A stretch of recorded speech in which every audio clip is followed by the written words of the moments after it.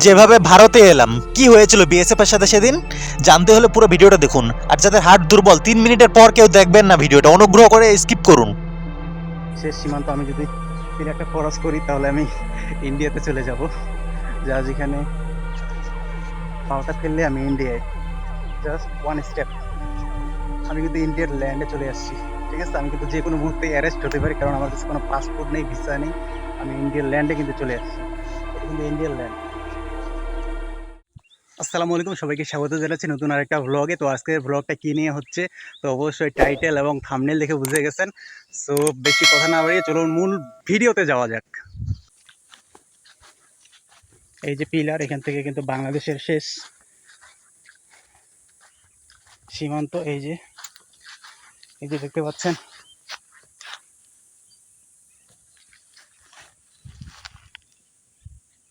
(74211 RB) বাংলাদেশের শেষ সীমান্ত। এখান থেকে বাংলাদেশের শেষ সীমান্ত।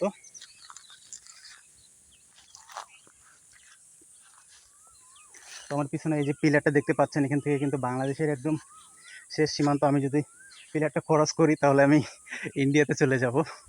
যা যেখানে পাওটা ফেললে আমি ইন্ডিয়ায়, জাস্ট ওয়ান স্টেপ আমি কিন্তু ইন্ডিয়ার ল্যান্ডে চলে আসছি। ঠিক আছে, আমি কিন্তু যে কোনো মুহূর্তে অ্যারেস্ট হতে পারি, কারণ আমার কাছে কোনো পাসপোর্ট নেই, ভিসা নেই। আমি ইন্ডিয়ার ল্যান্ডে কিন্তু চলে আসছি। এটা কিন্তু ইন্ডিয়ার ল্যান্ড।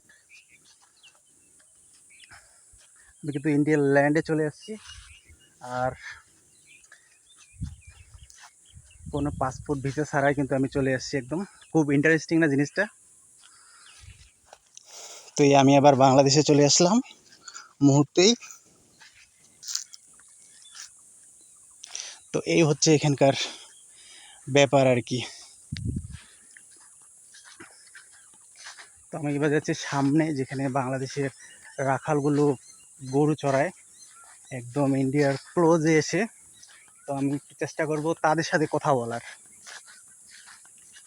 তো চলুন সামনের দিকে যাওয়া যাক। আমি আশেপাশে কাউকে দেখছি না, আমি সামনের দিকে যাচ্ছি, সেখানে আমি কিছু কথা বলার ট্রাই করব এখানকার স্থানীয় মানুষদের এখানকার।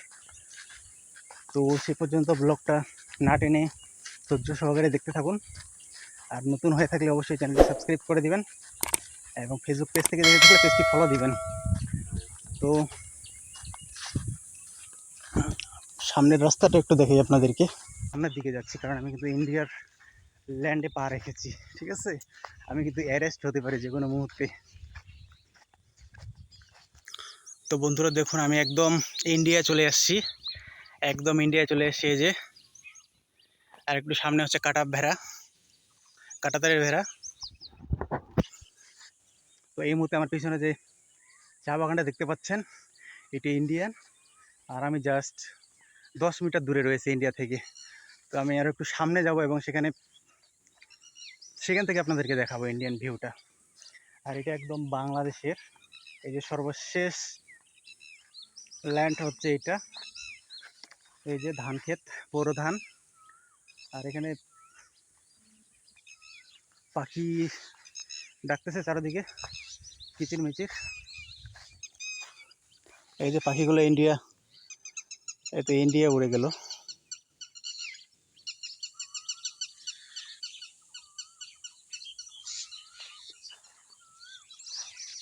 তো এখান থেকে এভরিথিং সব কিছু দেখা যায়, ইন্ডিয়ান মানুষজনের চলাফেরা। তারপর এই পাশে বাংলাদেশের মানুষজন আছে, এবং এই যে চা বাগানটা দেখতে পাচ্ছেন, তো এখানে হচ্ছে ইন্ডিয়ান মানুষজন আছে চা পাতা তোলার জন্য।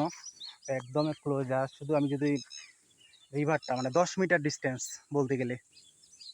তো এই পাশে বাংলাদেশের মানুষ, ওই পাশে ইন্ডিয়ান মানুষ এসে জড়ো হয় একদম ক্লোজ এখানে।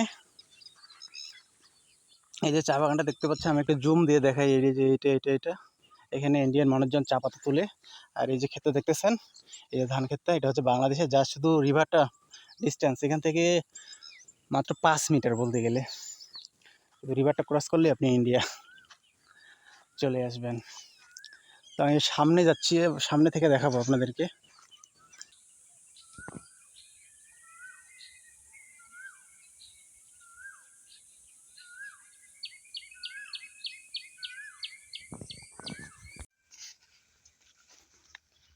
আমি অনেকটাই নিশ্চিত যে এই ফসলটার নাম এখনকার মানুষ বলতে পারবে না খুব একটা।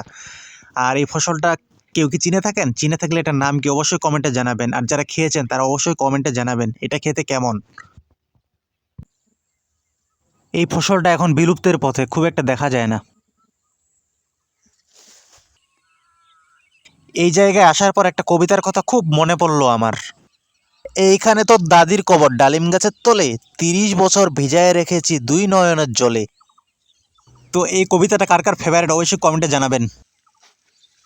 তো এই মুহূর্তে আমি যে মাঠটাতে রয়েছি এটা হচ্ছে একটা কবরস্থান। এখানে স্থানীয়দের মৃতদেহ দাফন করা হয়।